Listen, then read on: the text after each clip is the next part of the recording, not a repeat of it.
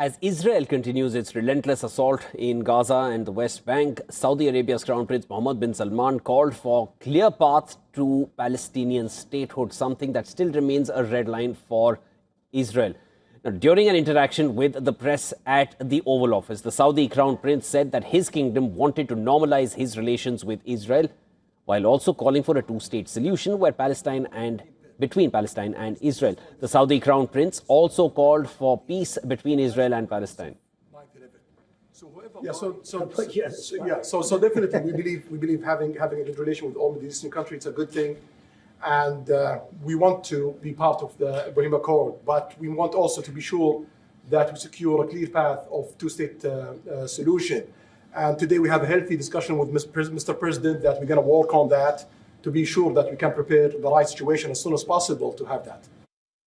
Now, the Saudi Crown Prince's statement comes amidst Israeli Prime Minister Netanyahu's opposition to a two-state solution, despite Israeli Prime Ministers showing lukewarm endorsement towards Palestinian aspirations in the Trump-backed Gaza ceasefire agreement, with Netanyahu leading a coalition of far-right supporters to annex the occupied West Bank region with Israel.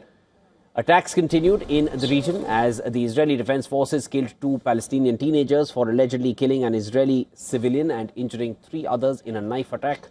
The attack took place at the Gush Etzion junction in the occupied West Bank region. The IDF said that it eliminated 2 terrorists in response to a ramming and stabbing attack. This is what the IDF said. It also claimed that explosive materials have been found in their vehicle.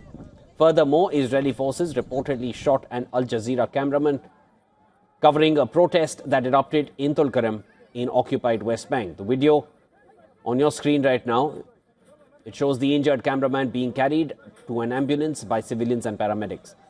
Meanwhile, in Gaza, the situation has turned grim, with the United Nations saying that heavy rains have flooded refugee camps, where displaced families live in makeshift shelters. As families continue to salvage their belongings from the torrential downpour, the UN has urgently called for the removal of the remaining restrictions for more aid to flow in.